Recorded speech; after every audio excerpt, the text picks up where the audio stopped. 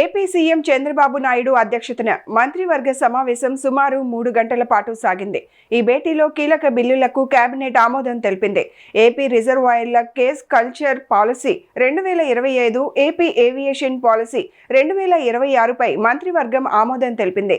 ఈ కేబినెట్ సమావేశంలో అమరావతి క్వాంటమ్ వ్యాలీకి కేటాయించిన భూమి రిజిస్ట్రేషన్ పై కూడా మంత్రివర్గం చర్చించింది. అలాగే స్టాంప్ డ్యూటీ, రిజిస్ట్రేషన్ ఫీజు మినహాయింపునకు కూడా మంత్రివర్గం ఆమోదం తెలిపింది. అలాగే మానవ అవయవ మార్పిడి చట్టం అమలు ఆర్డినెన్స్ ను జారీ చేసే ప్రతిపాదన, చీరాల, విశాఖలో బీచ్ షాక్స్ ఏర్పాటుకు ఎక్సైజ్ పాలసీ మార్గదర్శకాలకు, జల వనరుల శాఖలో పోలవరం సహా వివిధ ప్రాజెక్టుల పనులకు కేబినెట్ అనుమతులు మంజూరు చేసింది. అగ్రిగోల్డ్ వంటి డిపాజిటర్ల కేసుల పరిష్కారానికై 21 పోస్టులు నియమించేందుకు గ్రీన్ సిగ్నల్ ఇచ్చింది. 35 విషయాల మీద కేబినెట్లో చర్చించి ఆమోదం తెలపడం జరిగింది.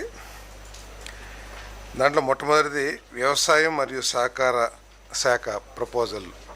చిత్తూరు జిల్లా జీడి నెల్లూరు మండలం చిన్నవాయపంజరి రెవెన్యూ గ్రామంలో సీడ్ మల్టిప్లికేషన్ ఫామ్కి సంబంధించిన 46.69 ఎకరాల భూమిని నెట్కాప్కి ఫీల్డ్ లెవెల్ సోలరైజేషన్ కింద సోలార్ పవర్ ప్లాంట్ అంటే కుసుమ్ స్కీమ్ వచ్చింది కదా, చిన్న చిన్న పవర్ ప్లాంట్స్ ఏర్పాటు చేస్తానికి. సో ఆ ల్యాండ్ని నెట్ క్యాప్కి అగ్రిమెంట్ చేసి సైట్ హ్యాండ్ ఓవర్ చేస్తానికి చేసిన ప్రతిపాదనని ఆమోదించడం జరిగిందని చెప్పేసి మనం చేస్తాను. నెక్స్ట్ సమాచార సాంకేతిక, ఎలక్ట్రానిక్స్ మరియు కమ్యూనికేషన్స్. అమరావతి క్వాంటమ్ వ్యాలీ కోసం ఐటీఎన్సీ శాఖకు ఏపీసీఆర్డీఏ కేటాయించిన 49.66 ఎకరాల భూమి రిజిస్ట్రేషన్పై stamp duty, registration fee, user charges మరియు ఇతర వర్తించే ఛార్జీల నుండి మినహాయింపు ఇవ్వడానికి మంత్రిమండలి ఆమోదం తెలిపింది. ఈ ఆమోదం ద్వారా 5.53 కోట్ల రూపాయలు, ఇది వాస్తవానికి ఏంటంటే ఇంటర్నల్ డిపార్ట్మెంట్సే, గవర్నమెంట్లోనే ఒక డిపార్ట్మెంట్ నుంచి ఒక డిపార్ట్మెంట్కి ఆదాయం వస్తుంది.